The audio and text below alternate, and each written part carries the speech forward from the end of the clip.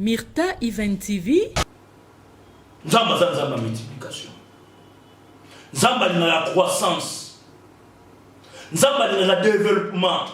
Si tu remarques dans ta vie que le développement ça te, il va te voir ça va louer à diable. Quand tu as négocié quand on a et l'autre nyo se tellement liboso vie na yo.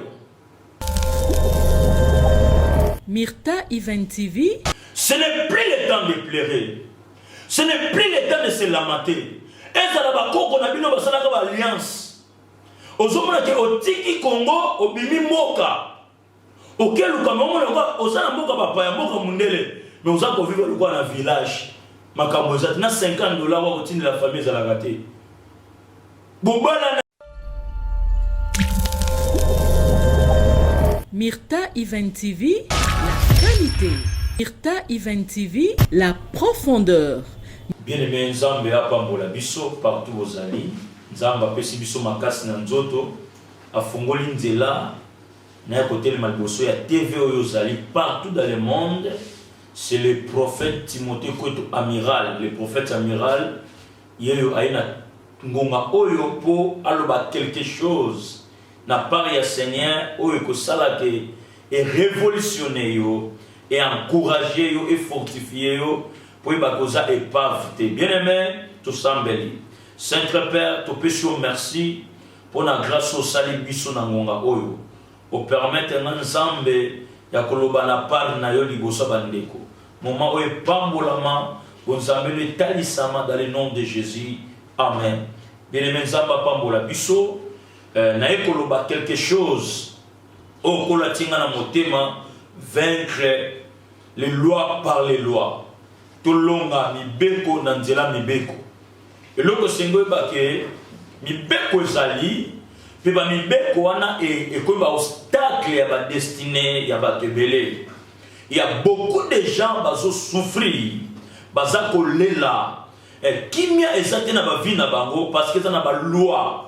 Oye telemi liboso banzela na bango. Oye telemi na mabala na bango. Oye telemi na misala na bango.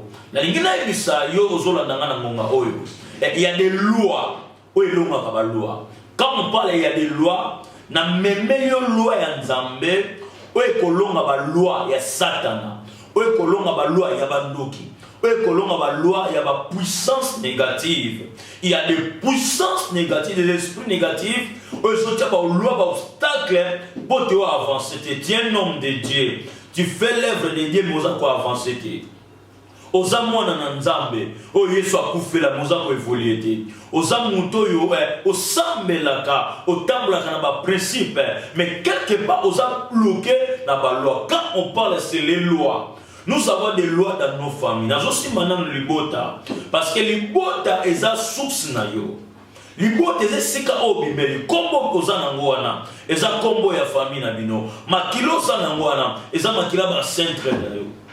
Et ba centre na yo baza ba oyo batambolaki na ba puissance négative, basala ki ba loi, ba corps na ba esprit na mi pepe na ba esprit ya mai pour te baleka na ko survivre na mokili oyo.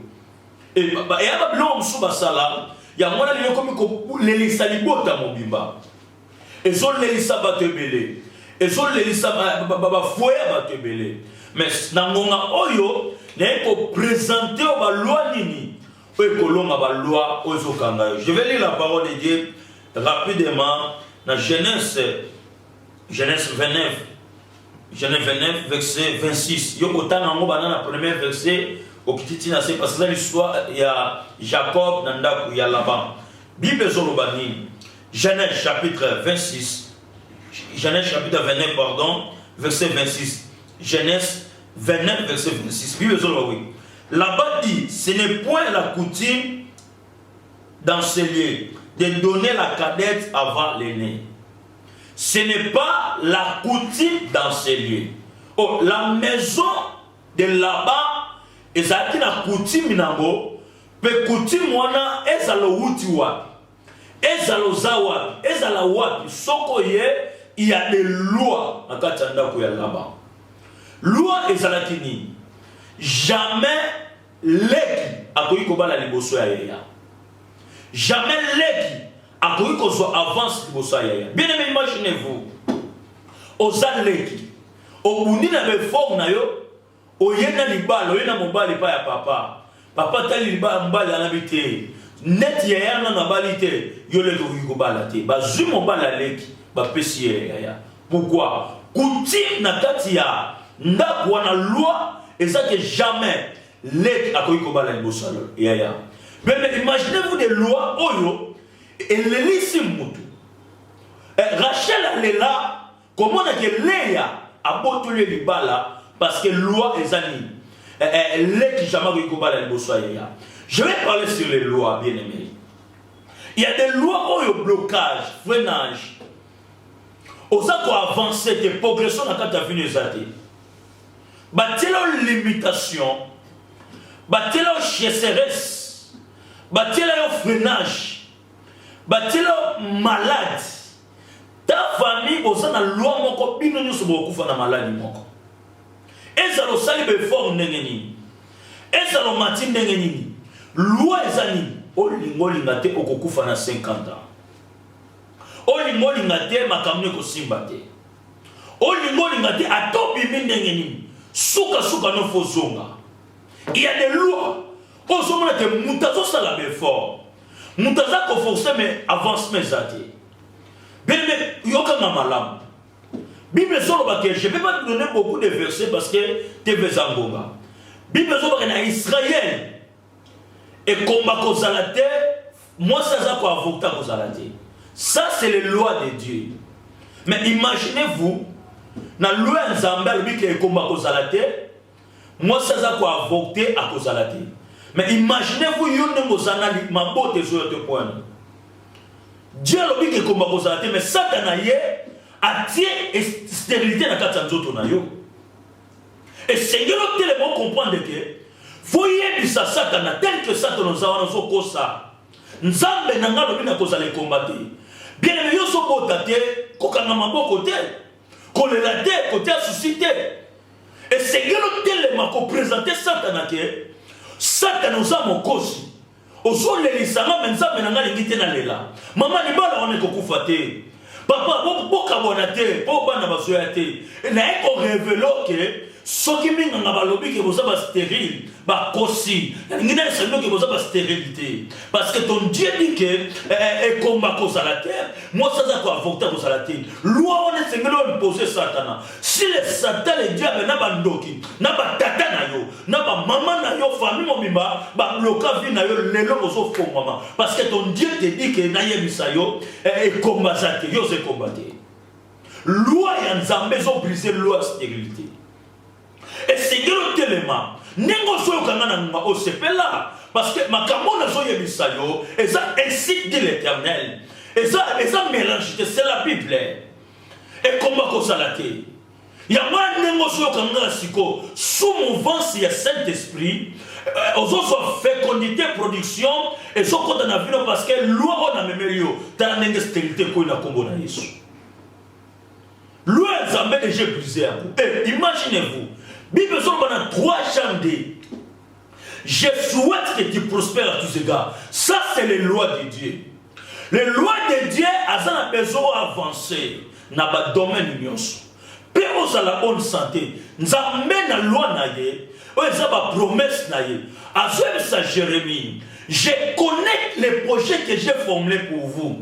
Ce sont des projets de peine ou de malheur. Na loi nzambe na malheur. Si les sorciers, si les gens de ta famille, basa comme le malheur, au salam kamozo simbate, au tekamozo simbate, au lukamusa ezo simbate, pourquoi? Parce que nan nous a révélé. Bible na Osée 4:6. Mon peuple périt par faute de connaissance. Ce qui connaissance n'a pas sur la parole de Dieu. Il y a bien que on va étouffer. Mais ce qu'on comprend est que ma cambo Satan présenté na ozamba lobe kokanité. Bien aimé, vi ozanango na baloba nzambe kokanité. Je voulais vous dire à ce moment. Et c'est de comprendre les 3 genres de Azolobani. Alors je souhaite que tu prospères à tous égards. prospère l'état de ton âme. Nzamba zanzamba progression, azanzamba avancement. Yozo katanga limitation, ozotanga o blocage, ozotanga o cercle vicieux, batangela okoma ba démon nyonso. Yobi na komba ba démon bazaka na mipepe, obi komba ba démon bazaka na mai, obi tous les sortes de démons. Na ye wana te pona tombola ba démon. Mais na même ba loi oza ba verti puissant par la parole de Dieu, oza ko briser. Loi balobela yo, esprit balobo tambola nango. Maloba o baloba tambola ka baloba na ngai, famille na biso ba teka yango. Oui, baloba ba costé mais laisse-moi te dire, makila ya Yesu est racheté. Tala loi important. Elioka. Nous sommes rachetés un grand prix.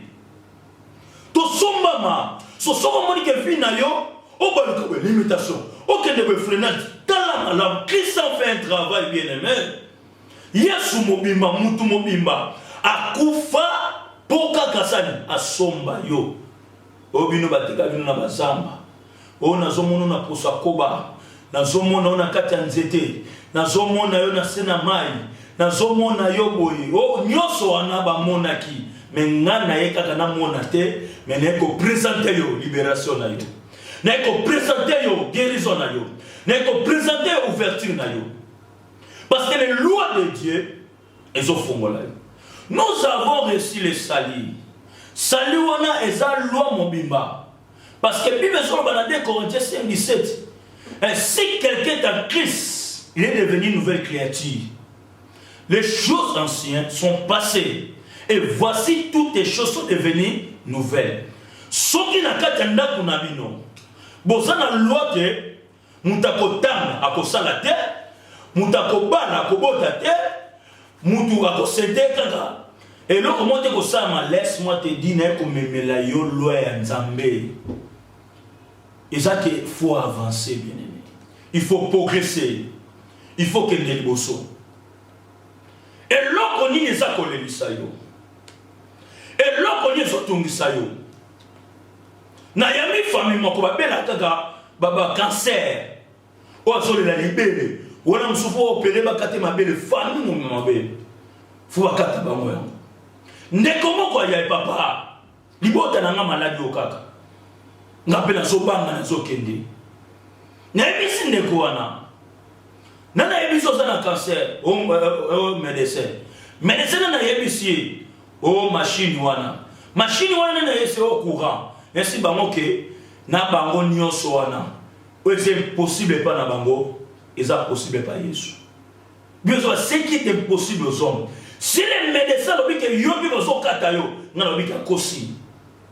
Parce que notre Jésus guérit toutes sortes de maladies. Ce que bon bande konayo yo on a prié pour la sœur. On a fait des services pour libérer de quoi cancer et limoué. Peine de quoi big pourquoi loi to présenter aux lois ensemble. Vaincre les lois par les lois. Vaincre les lois par les lois. Dans le monde spirituel, c'est la spiritualité qui domine la spiritualité. Dans le monde c'est le fait qui guise les faits. C'est les lois qui brisent les lois. Tout ça dans le Congo.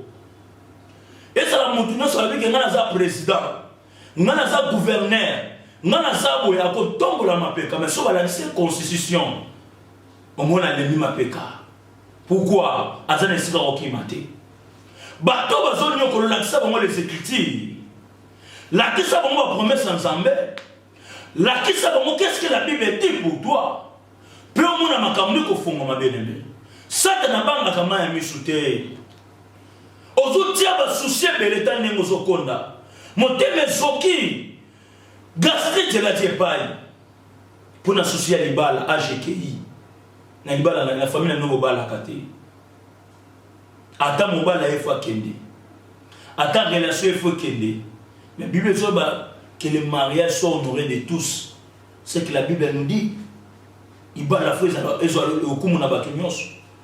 Mais il y a que Seigneur comprendre que nous avons besoin on est. Nous avons besoin que mobala quitter ndako mais moi ça quitter basangana. C'est ça le plan de Dieu. C'est ça les lois de Dieu. l'homme quittera et la femme quittera, les deux devenant, ils s'échèrent. Zamba n'a besoin de ça, mais ça dans le Kabola, il n'a pas la destinée. Na lingina ya biso comprendre que ce que l'on les ça Rachel parce que loin il y a des gens qui tata na yi. Ayena Jacob pas papa na sur mon bali. Papa le yo sur mon bali. Asala na 7 ans, mon bali pas sali. Attends moi effort mon bali sali. Mais au son dans loin ça là qui on a que leki. Akoki jamais ko bali libosa yaya, mais fort ni sur mon bali sali za pamba. Est-ce que vous comprenez que tant que nous sommes en appel et libala, faut m'accaber bébé. Ataba la kio que n'est que tout ça boye, tout ça balana. Mais moi la makamoko yé bébé si ambo. Mbala ki, mbala tiki le compréhension yé. Bozo ça là va projet mais makamone so bébé. Loani ni bâti l'école finayo. Nous sommes venus à cette destin pour briser la loi nyoso. La malédiction. Loi la malédiction est comme yo. Osa malédiction là tu vis na yo tel point que ma beau connaît ce qu'on maîtriser mon côté. Comment il y a prospérité, loi prospérité le mayo, ou comment on a loi chasseresse na chasseresse. Bien aimé, nzamba za nzambe ya kokakate, nzamba za nzambe ya multiplication. Nzamba za nzamba multiplication. Nzamba na la croissance. Nzamba na la développement. Si tu remarques dans ta vie que le développement est atteint, il va te voir ça va louer à diable. Quand tu as négocié au Kangaboui, et l'okonyo se tellement libre sa vie, et l'okonyo se étouffe, et l'autre ta vie dans le nom de Jésus. Et tu vas vivre beaucoup de vertus, parce que les lois de Dieu, tout le monde a été les et ça m'a cambosa pour vivre. Yo soyo kangai ozo bika na maladie noana parce que loin nzambe zo ni passé médecine nous sommes guéris. Yo oyo osala ba myome ba belisa mwana no liboma famille na bino kaka maladie famille na bino évolution zate ndenge na solo ba makambo oyo teve zangonga mais molimo na nzamba sunga yo a même yo comprendre loi ni kangayo olala kate na butu. Parce que la Bible dit pour nous, nous allons d'où est paisible. Nous avons besoin pour nous, nous allons d'où est paisible. Oh là là, la kimia. Oh, soit kimia. Makamune fongama. Nous avons tenga na motema na bunde longo na yo. Nous avons tenga na motema to sambela na yo. Nous avons tenga na motema to loba makambu na yo. Et tu vas vivre beaucoup de vertus dans ta vie. Puis makamune bele ko fongama. Ce n'est plus le temps de pleurer. Ce n'est plus le temps de se lamenter. Et ça va qu'on a bien une alliance. Aux hommes qui ont tiki Congo, au bimi moka. Auquel nous avons au sein de moka papa, moka mundele. Mais nous avons vivre dans un village. Ma camozat na $50 au titre de la famille à la gâté. Bobala na 17 ans de mariage, 20 ans de mariage, 10 ans de mariage, 5 ans de mariage. Pourquoi Bobo tate? Les souvenirs yo sala bien aimé. Eux ont petit ça au bout. Yo ba bote sengé le bout. Nyama zo bout. Tala mwa na yo wana somba. Osombe kalamika ya boti mwa. Aboti. Mais yo mwa na nzambe. Le fils d'Abraham, fils d'Abraham. Na so qui ne pona sisa yoka. Yesu akutana ye na temple abi. Mwana mmoja za mwana na Abraham. O Satana a tenu lié pendant 13 ans. Tenu lié. A gumbi a étouffé et ça le Satan za lokuta suka na lelo parce que moi na moi sur aza mwana na Abraham bana na Abraham bo sepela parce que libération na bino kokilelo yo yamba Yesu comme Seigneur sauver sepela nengo ko soto ko solo na yo nengo to sambela na yo et tu vas vivre la main de Dieu. Tebe zangonga j'ai beaucoup ya koloba mais ngongeza muke. Mais moi, je suis toko sola na yo, toko sambela na yo, soki to bengani, to sololi to sambeli, penzamba rotesa kemonayi. On va prophétiser, on va prier, pesa na directive na kopesa yo, to komona ke makamune ko fungama.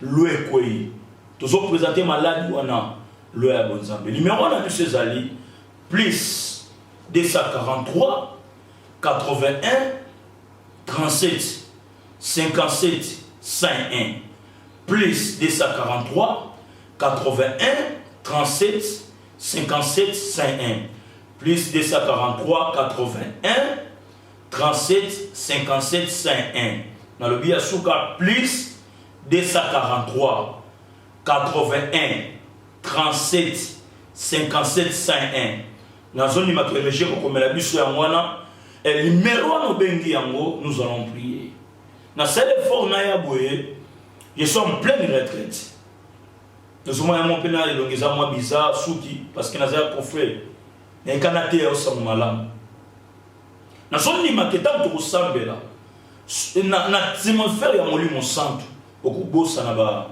problème mwana nyonso. Après prier pour ça, les souvenirs plus des événements passés.